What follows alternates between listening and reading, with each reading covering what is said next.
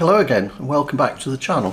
What I want to do today is just talk briefly about one camera that holds a special place in my sort of affections for cameras.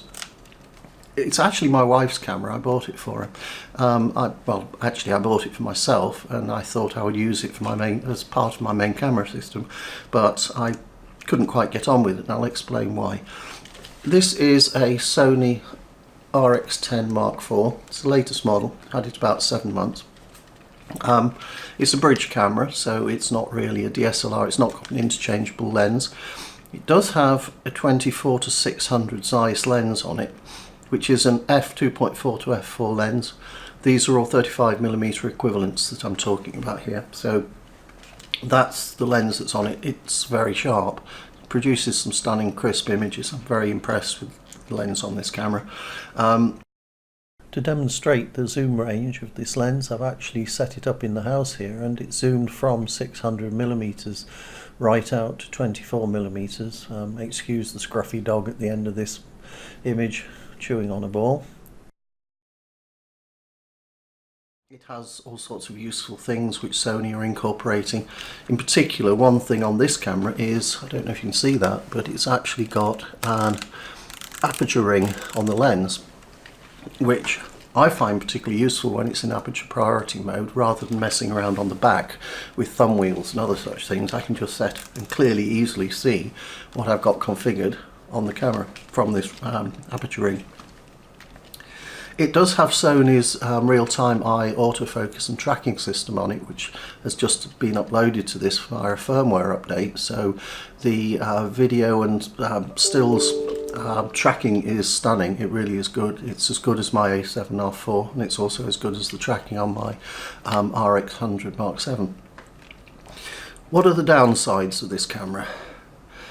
It's quite chunky, but you don't have to carry anything else than this, so it does lighten the load quite a lot. My backpack with my main system has got a body, 3 lenses, and I'm only covering 16 to 400 millimeters with those 3 lenses. Although I have got a 2x converter, so I can go slightly longer if I want to on the main long lens. So it's quite chunky. It's well made. It's magnesium alloy. I think it's reasonably waterproof, so I think it would survive reasonable use outside. Its biggest downside is this thing. This little tiny battery is the battery that's been the Achilles heel of the Sony family for some time. They haven't managed to put the bigger battery in, which is now in my A7R4. So battery life is dreadful, especially if you use it for making video. It's really poor. It does do good video, but you've got to carry spare batteries, otherwise you're going to be disappointed whilst you're out, which you don't want to. The other downside from my point of view is that this camera is a 20 megapixel sensor, or within a small amount, roughly 20 meg. That's a little bit too small for some of the things I do. In the last couple of years I've had a couple of exhibitions where I've needed to print really large, and the size of the prints I've produced even were pushing the resolution of my A7R3, which was then the camera that I was taking the shots with. So this can't give me that. That's in itself not a major problem, because I don't exhibit very often and I don't sell the images commercially very often either. It does have another slight downside as well, which is it only has 1 card slot, and for a lot of photographers who are used to having dual card slots, switching to one is a big issue for them. They won't and don't like doing that. Quite frankly, I've been shooting digitally since 2000 and I've never ever had a single card fail. And I fully understand that someone who has had a card fail is going to feel very sensitive about that, and also people that haven't had a card fail who just feel that it's a safety precaution to be able to write to 2 locations. That's fine, that's great. I personally don't lose too much sleep over that, because most of the shooting I do I can always go back and do again. There's very rarely a situation where I've only got 1 hit at getting it right.